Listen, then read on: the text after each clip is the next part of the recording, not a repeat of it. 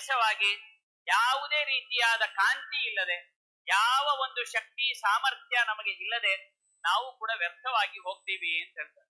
ಆದ್ರಿಂದ ನಾವು ಹೇಗಿರಬೇಕು ಅಂತ ಹೇಳಿದ್ರೆ, ಕಾದ ಕಬ್ಬಿಣದಂತೆ ಪರಮಾತ್ಮ ಎಂಬ ಅಗ್ನಿಯನ್ನ ನಮ್ಮಲ್ಲಿ ತುಂಬಿಕೊಂಡು, ನಮ್ಮ ತಪಸ್ಸು, ನಮ್ಮ ಶಕ್ತಿ, ನಮ್ಮ ಸಾಮರ್ಥ್ಯ, ನಮ್ಮ ಸಂಪ್ರದಾಯ, ನಮ್ಮ ಆಚಾರ, ನಮ್ಮ ವಿಚಾರಗಳೆಂಬ ಬೆಂಕಿಯನ್ನ ನಮ್ಮಲ್ಲಿ ತುಂಬಿಕೊಂಡಿದ್ರೆ ಎಷ್ಟು ದುಷ್ಟ ಶಕ್ತಿಗಳು ಬಂದ್ರು ನಮ್ಮನ್ನ ಏನೂ ಮಾಡ್ಲಿಕ್ಕೆ ಸಾಧ್ಯ ಇಲ್ಲ ಅನ್ನೋದನ್ನ ಜಗನ್ನಾಥದಾಸರು ಹೇಳ್ತಾರೆ. ನಾವೇನು ಮಾಡಬೇಕಾದಿಲ್ಲ. ನಾವು ಮಾಡುವ ಕರ್ತವ್ಯ ನಮ್ಮ ಹಿರಿಯರು ಹಾಕಿಕೊಟ್ಟಂತಹ, ಗುರುರಾಯರು ಹಾಕಿಕೊಟ್ಟ ಮಾರ್ಗದರ್ಶನದಲ್ಲಿ ನಾವು ಮಾರ್ಗದಲ್ಲಿ ನಡೆದು ನಾವು ಉತ್ತಮವಾದಂತಹ ಸಂಸ್ಕಾರವಂತರಾಗಿ ಇದ್ರೆ, ಪರಮಾತ್ಮನನ್ನ ನಮ್ಮಲ್ಲಿ ನಾವು ಆವಾಹನೆ ಮಾಡಿಕೊಂಡು ಇದ್ರೆ, ನಾವು ಮಾಡ್ತಕ್ಕಂಥ ನಿಜವಾದಂತಹ ಕರ್ತವ್ಯ ಅಂತ ಜಗನ್ನಾಥದಾಸರು ಹೇಳ್ತಾ ಇದ್ದಾರೆ. ಹೀಗಾಗಿ ನಮ್ಮ ಒಳಗಡೆ ಇರುವಂತಹ ಅಗ್ನಿಗೆ ಏನು ಆಗಲ್ವೋ, ಹೇಗೆ ಲೋಹದಲ್ಲಿರುವ ಅಗ್ನಿಗೆ ಏನು ಆಗಲ್ವೋ, ಹಾಗೆ ನಮ್ಮೊಳಗಿರುವ ಭಗವಂತನಿಗೆ ನಮ್ಮ ಪಾಪ, ನಮ್ಮ ಪುಣ್ಯ ಯಾವುದರಿಂದ ಯಾವ ಪ್ರಯೋಜನವೂ ಇಲ್ಲ. ಆದ್ರೆ ನಮ್ಮನ್ನ ಬೆಂಡು ಮಾಡಿ ನಮಗೆ ಒಳ್ಳೆ ಕಾಂತಿಯನ್ನ ಕೊಡೋದಕ್ಕೋಸ್ಕರ ದೇವರು ಒಳಗಡೆ ಇದ್ದಾನೆ.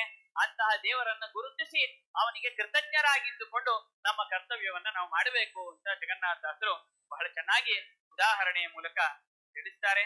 ಹೀಗೆ ಅಂತಹ ಈ ಹರಿಕಥಾಮೃತ ಸಾರದ ವ್ಯಾಪ್ತಿ ಸಂಧಿಯಲ್ಲಿ ಕೊನೆಗೆ ಒಂದು ಒಳ್ಳೆಯ ದೃಷ್ಟಾಂತವನ್ನ ಕೊಡ್ತಾ ಪರಮಾತ್ಮನ ವ್ಯಾಪ್ತಿ ಹೇಗಿದೆ ಅನ್ನೋದಕ್ಕೆ ನರಸಿಂಹದೇವರ ದೃಷ್ಟಾಂತವನ್ನ ಕೊಡ್ತಾರೆ. ಎಲ್ಲರೊಳು ತಾನಿಪ್ಪ ತನ್ನೊಳಗೆಲ್ಲರನ್ನು ಧರಿಸಿಹನು ಅಪ್ರತಿಮಲ್ಲ ಮನ್ಮಥ ಜನಕ ಜಗದಾದ್ಯಂತ ಮಧ್ಯಗಡ ಬಲ್ಲ ಬಹುಗುಣ ಭರಿತ ದಾನವದಲ್ಲಣ ಜಗನ್ನಾಥ ವಿಠಲ ಸೊಲ್ಲಲಾಲಿಸಿ ಸಂಭದಿಂದಲಿ ಬಂದ ಭಕ್ತನಿಗೆ. ಶ್ರೀಹರಿಯು ಎಲ್ಲರ ಒಳಗಡೆನೂ ಇರ್ತಾನೆ. ಅವನು ದುಷ್ಟನೋ ಶಿಷ್ಟನೋ ಅದ್ಯಾವುದನ್ನು ನೋಡಲ್ಲ. ಹಿರಣ್ಯಕಶಿಪುವಿನಲ್ಲೂ ಇದ್ದ ಪರಮಾತ್ಮ, ಪ್ರಹ್ಲಾದ ರಾಜನಲ್ಲೂ ಇದ್ದ ಭಗವಂತ. ಶ್ರೀಹರಿಯು ಎಲ್ಲರೊಳಗೂ ತಾನಿರ್ತಾನೆ. ತನ್ನೊಳಗೆಲ್ಲರನ್ನು ಧರಿಸಿರುವನು. ಕೊನೆಗೆ ಆ ಜಗತ್ತಿನ ಸೃಷ್ಟಿಗೆ ಪೂರ್ವದಲ್ಲಿ ಅಥವಾ ಜಗತ್ತಿನ ಪ್ರಳಯವಾಗಬೇಕಾದ್ರೆ ಎಲ್ಲರನ್ನು ತೆಗೆದುಕೊಂಡು ತನ್ನ ಉದರದ ಒಳಗಡೆ ಇಟ್ಕೊಂಡು ರಕ್ಷಣೆ ಮಾಡ್ತಾನು. ಆವಾಗ್ಲೂ ನಮ್ಮನ್ನು ಬಿಟ್ಬಿಡ್ಲಿಲ್ಲ, ಹೇಗೋ ಇದ್ಕೊಳ್ಳಿ ಅಂತ. ನಾವು ದುಷ್ಟರಿರ್ಲಿ ಶಿಷ್ಟರಿರ್ಲಿ ಎಂತವರೇ ಇರ್ಲಿ ಎಲ್ಲರನ್ನೂ ತೆಗೆದು ತನ್ನ ಉದರದೊಳಗಡೆಗೆ ಹಾಕೊಂಡು ಅವ್ರನ್ನ ರಕ್ಷಣೆಯನ್ನ ಮಾಡ್ತಾನೆ. ಹೀಗೆ ಮಾಡಿ ಇವನಿಗೆ ಪ್ರತಿಯಾದ ಮತ್ತೊಬ್ಬನು ಇಲ್ಲವೇ ಇಲ್ಲ ಅಂತ ಹೇಳ್ತಾರೆ. ಅಪ್ರತಿಮಲ್ಲ ಮನ್ಮಥ ಜನಕ ಜಗದಾದ್ಯಂತ ಮಧ್ಯಗಳ ಬಲ್ಲ. ಇವನು ಮನ್ಮಥನಿಗೆ ತಂದೆ, ಮನ್ಮಥನಿಗೆ ಸಾಕ್ಷಾನ್ ಮನ್ಮಥ ಮನ್ಮಥಃ ಅಂತ ವೇದಗಳು ಹೊಗಳ್ತಾ ಇವೆ. ಮನ್ಮಥನಿಗೆ ತಂದೆಯಾದಂತಹ ಆ ಶ್ರೀಮನ್ನಾರಾಯಣ ಅಂಥ ಸ್ಫುರದ್ರೂಪಿಯಾಗಿ ಇದ್ದುಕೊಂಡು ಜಗತ್ತಿಗೆ ಆದಿ, ಜಗತ್ತಿನ ಕೊನೆ, ಜಗತ್ತಿನ ಮಧ್ಯ ಎಲ್ಲ ಅವನಿಗೆ ಗೊತ್ತಿದೆ. ನಮ್ಮಿಂದ ಏನೂ ಆಗಬೇಕಾದಿಲ್ಲ. ಅವನು ಎಲ್ಲ ಕಾಲದಲ್ಲೂ ಭಗವಂತ ದುಷ್ಟರಲ್ಲಿ ಶಿಷ್ಟರಲ್ಲಿ ಪ್ರತಿಯೊಬ್ಬರಲ್ಲೂ ಕೂಡ ಇದ್ದುಕೊಂಡು ಅವ್ರನ್ನ ಪ್ರೇರಣೆ, ಅವರವರ ಯೋಗ್ಯತೆಗೆ ತಕ್ಕಂತೆ ಪ್ರೇರಣೆಯನ್ನ ಮಾಡ್ತಾರೆ. ನಾವು ಟೈಲರ್ ಹತ್ರ ಹೋಗಿ ಕಾಟನ್ ಬಟ್ಟೆ ಕೊಟ್ಟು ನನಗೆ ರೇಷ್ಮೆ ಬಟ್ಟೆಯನ್ನು ಹೊಲ್ಕೊಡು, ಅಂಗಿ ಹೊಲ್ಕೊಡು ಅಂತ ಹೇಳಿದ್ರೆ ಸಾಧ್ಯನಾ? ಕಪಾಳ ಕೊಡದ್ ಕಳಿಸ್ತಾರೆ. ಯಾಕೆಂದ್ರೆ ನೀವು ಕೊಟ್ಟಿರೋದು ಯಾವ್ದೋ ಕಾಟನ್ ಬಟ್ಟೆ, ಮತ್ತೆ ರೇಷ್ಮೆ ಅಂಗಿ ಹೊಲ್ಕೊಡ್ರಿ ಅಂದ್ರೆ ನಾನ್ ಹೆಂಗ್ರಿ ಕೊಡ್ಲಿ ಅಂತ ಹೇಳಿ.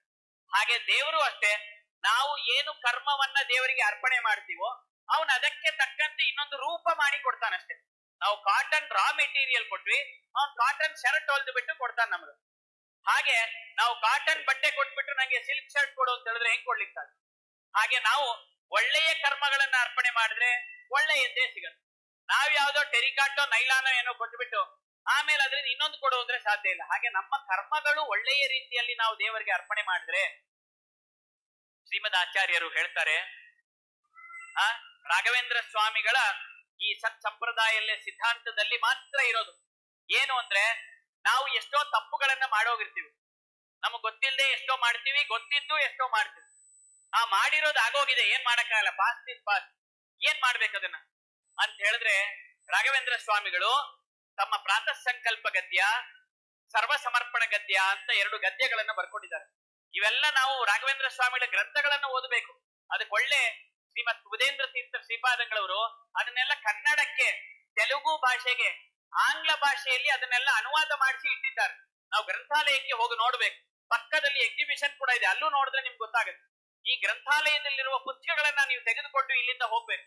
ಹೋಗ್ತಾ ಬರೀ ಮಂತ್ರಾಕ್ಷತೆ ಪರಿಮಳ ಪ್ರಸಾದ ಮಾತ್ರ ಅಲ್ಲ, ಒಂದಾದ್ರೂ ಯಾವ್ದಾದ್ರು ರಾಘವೇಂದ್ರ ಸ್ವಾಮಿಗಳ ಬಗ್ಗೆ ಒಂದು ಪುಸ್ತಕವನ್ನ ತೆಗೆದುಕೊಂಡು ಹೋಗಿ ಅದನ್ನ ಮನೆಯಲ್ಲಿ ಓದಿ. ಆವಾಗ ನಮ್ಮ ಶಾಸ್ತ್ರ, ನಮ್ಮ ಸಂಪ್ರದಾಯ, ನಮ್ಮ ಇತಿಹಾಸದ ಬಗ್ಗೆ ಗೊತ್ತಾಗುತ್ತೆ.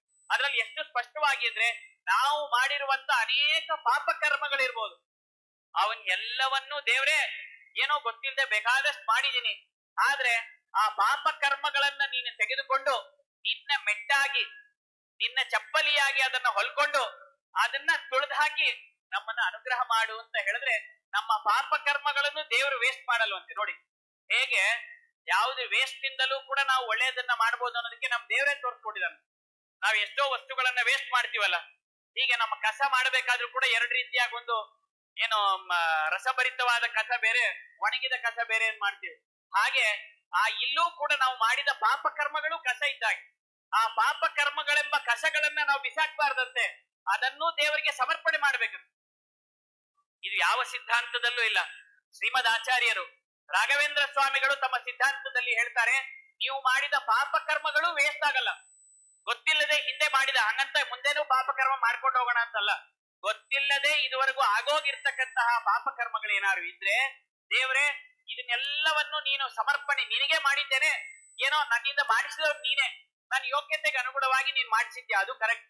ಆದ್ರೆ ಅದನ್ನೆಲ್ಲ ತೆಗೆದುಕೊಂಡು ಮುಂದೆ ಇಂತಹ ತಪ್ಪುಗಳು ನನ್ನಿಂದ ಆಗದೆ ಒಳ್ಳೆ ಸಚ್ಚಾದನೆಯೇ ನನ್ನಿಂದ ನಡೀಲಿ ಅಂತ ಹೇಳಿ ನಾವು ಸಮರ್ಪಣೆ ಮಾಡಿದ್ರೆ, ಆ ಪಾಪ ಕರ್ಮಗಳನ್ನ ಸಮರ್ಪಣೆ ಮಾಡಿದ್ದಕ್ಕೆ ಆ ಪ್ರೋಸೆಸ್ಗೆ ನಮಗೆ ಫಲ ಇದೆಯಂತ, ಅದಕ್ಕೆ ಪುಣ್ಯ ಕೊಡ್ತಾರೆ. ಯಾವ್ದಾದ್ರೂ ಸಿದ್ಧಾಂತದಲ್ಲಿ ಇದೆಯಾ? ರಾಘವೇಂದ್ರ ಸ್ವಾಮಿಗಳು ಮಾರ್ಗದರ್ಶನ ಮಾಡದೇ ಇದ್ದಿದ್ರೆ ನಮಗೆ ಎಲ್ಲೂ ಹೋಗ್ಬೇಕಾಗಿತ್ತು ಜಗತ್ತು. ರಾಘವೇಂದ್ರ ಸ್ವಾಮಿಗಳು ಹೇಳ್ತಾರೆ, ನಾವು ಮಾಡಿದ ಪಾಪ ಕರ್ಮಗಳನ್ನು ನಾವು ಸಮರ್ಪಣೆ ಮಾಡಿದ್ರೆ, ದೇವರೇ ಇದೆಲ್ಲ ನೀನು ಒಪ್ಪಿಸಿಕೋ, ಗೊತ್ತಿಲ್ಲದೆ ಮಾಡಿಬಿಟ್ಟಿದ್ದೇನೆ, ಇನ್ನು ಮುಂದೆ ಹೀಗೆ ಮಾಡಿಸ್ಬೇಡ ಅಂತ ಹೇಳಿ ಕೊಟ್ರೆ, ನಾವು ಕೊಡುವ ಪ್ರೋಸೆಸ್ಸಿಗೂ ಕೂಡ ರಾಘವೇಂದ್ರ ಸ್ವಾಮಿಗಳು ಪುಣ್ಯ ಕೊಡ್ತಾರೆ. ಪುಣ್ಯವಾಗಿ ಕನ್ವರ್ಟ್ ಮಾಡಿ, ಆ ಕರೆನ್ಸಿ ಕನ್ವರ್ಟ್ ಮಾಡುವಂತೆ ನಮ್ಮ ಪಾಪ ಕರ್ಮಗಳನ್ನಲ್ಲ, ಪಾಪ ಕರ್ಮಗಳ ಸಮರ್ಪಣೆ ಇದೆಯಲ್ಲ ಪ್ರೋಸೆಸ್, ಅದನ್ನ ಸಮರ್ಪಣೆ ಮಾಡಿದ್ದಕ್ಕೆ ರಾಘವೇಂದ್ರ ಸ್ವಾಮಿಗಳು ನಮ್ಗೆ ಪುಣ್ಯವನ್ನ ಕೊಟ್ಟು ನಮ್ಮನ್ನ ಅನುಗ್ರಹ ಮಾಡ್ತಾರೆ ಅಂತ ಹೇಳ್ತಾರೆ.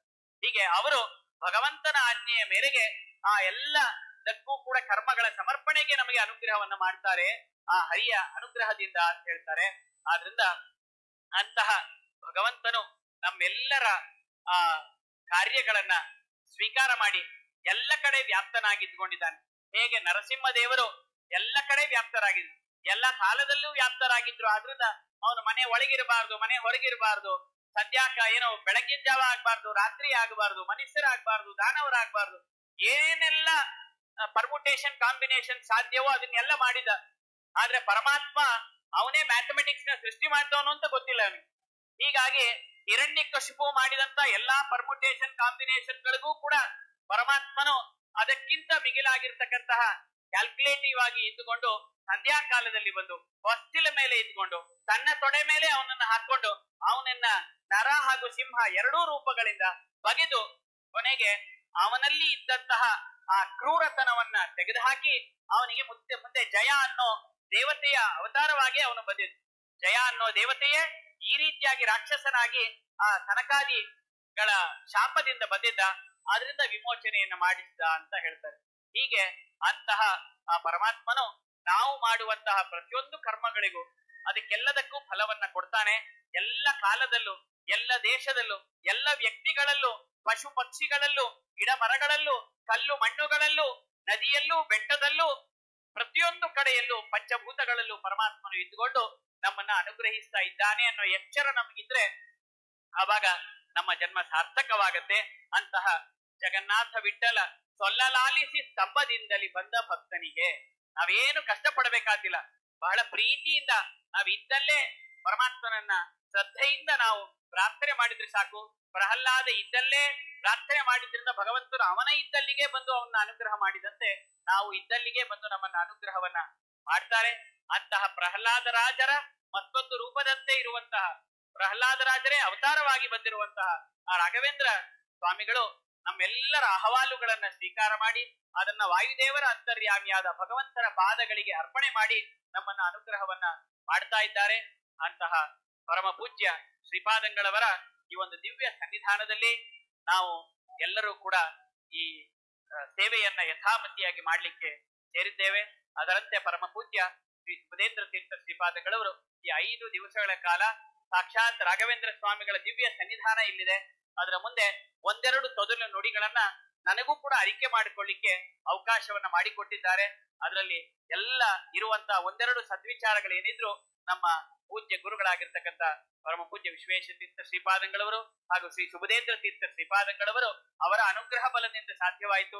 ತಪ್ಪುಗಳೇನಿದ್ರು ಅದು ನನ್ನದೇ ಅನ್ನುತ್ತಾ ಹೇಳ್ತಾ ಈ 2 ನುಡಿ ಕುಸುಮಗಳನ್ನ ಗುರುವಂತರ್ಗತ ರಾಘವೇಂದ್ರ ತೀರ್ಥ ಗುರುವಂತರ್ಗತ ಭಾರತೀ ರಮಣ ಮುಖ್ಯ ಪ್ರಾಣಾಂತರ್ಗತ ಶ್ರೀ ಮೂಲ ರಾಮಚಂದ್ರ ದೇವರ ಚರಣ ಕಮಲಗಳಲ್ಲಿ ಅರ್ಪಣೆಯನ್ನು ಮಾಡ್ತಾ ಇದ್ದೇನೆ. ಸರ್ವಂ ಶ್ರೀ ಕೃಷ್ಣಾರ್ಪಣ ಮಸ್ತು ಇಂತ ಸದವಕಾಶವನ್ನ ಪಂಡಿತರಾಗಿರ್ತಕ್ಕಂತಹ ವಾದಿರಾಜಾಚಾರ್ಯರು ಪದ್ಮನಾಭ